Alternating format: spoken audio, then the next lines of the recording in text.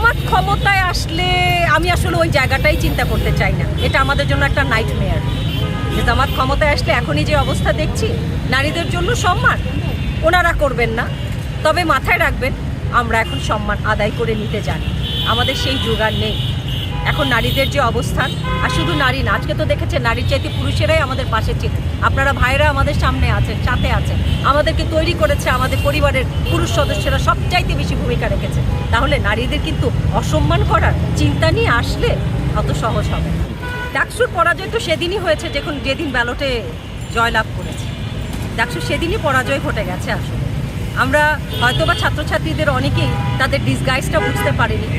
পরবর্তীতে নীলক্ষেতের ব্যালটের ব্যাপারটাও তারা হয়তো জানতে পারেনি, বুঝতে পারেনি।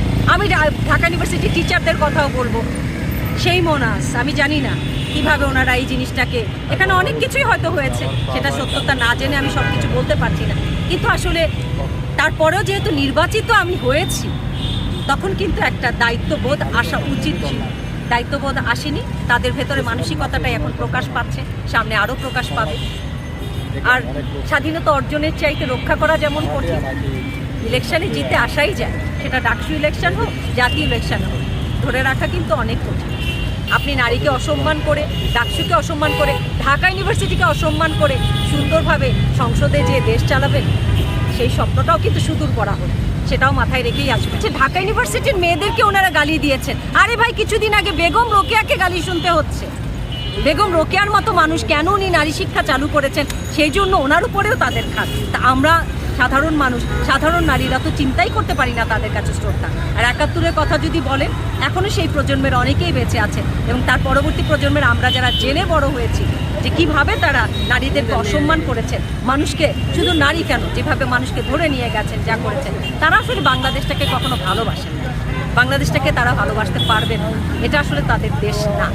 ৭১-এর যে তাদের ভূমিকা, তারপরে তারা এই দেশে রাজনীতি করছে, কি মনে হয় যে আসলে তাদের রাজনীতি করতে দেওয়া কি বাংলাদেশের মানুষের জন্য ভুল? রাজনীতি করা যার যার অধিকার, সে যদি রাজনীতি করতে চায়, কারণ তারা যেহেতু বাংলাদেশের নাগরিক, তারা রাজনীতি করতেই পারে।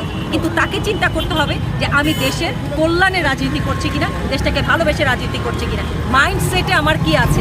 আমি অন্য কোনো চিন্তা নিয়ে অন্য কোনো দেশ বানানোর চিন্তা করে কিন্তু রাজনীতি করলে হবে না। আফগানিস্তানের মডেল বানিয়ে ফেলবো। বাংলাদেশ তো আফগানিস্তান না রে ভাই। বাংলাদেশ হিন্দুস্তানও না, পাকিস্তানও না, দিল্লিও না। বাংলাদেশ বাংলাদেশ। এটার একটা আলাদা এক্সিস্টেন্স আছে, কালচার আছে, সিভিলাইজেশন আছে, একটা ঐতিহ্য আছে, ইতিহাস আছে, স্বাধীনতার ইতিহাস আছে। বাংলাদেশকে বাংলাদেশের মতো করেই চিন্তা করে। আর একটা জিনিস হচ্ছে, ওনাদেরকে তো এখন আমি প্লে গ্রুপ নার্সারিতে আমরা ভর্তি করে দেশপ্রেম শিখাবো না। তাদেরকে আমরা আবার সেই নতুন করে সিভিলাইজেশন, ভদ্রতা, নারীর প্রতি সম্মান শিখাবো না, গুড টাচ ব্যাড টাচ শিখাবো না। তো তারা যখন এগুলো শিখতেই পারে নাই, আমার মনে হয় সেগুলো আবার তারা প্রি স্কুলে ভর্তি হয়ে শিখুক। তারপরে ভবিষ্যতে ১০০ বছর ৭১-এর জন্য ক্ষমা চাইলেও আমরা করবো কিনা সেটা সন্দেহ, কিন্তু ওনারা কখনোই ক্ষমা চাইবে, এবং এমন একটা জায়গা ওনারা আসলে কখনো ক্ষমা চাইবেন না। চ্যালেঞ্জ করে বলতে পারি, ওনারা ক্ষমা চাইবার মতো সেই গার্ডসটাও রাখেন না।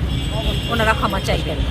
ক্ষমা অবশ্যই তাদের চাওয়া উচিত। চাইবার পরে তখন ওই যে বললাম, আবার তাদের প্লে গ্রুপ থেকে শুরু করতে হবে, তখন তাদের শেখা শুরু করতে হবে। এখনও তারা সেই জায়গায় আসে।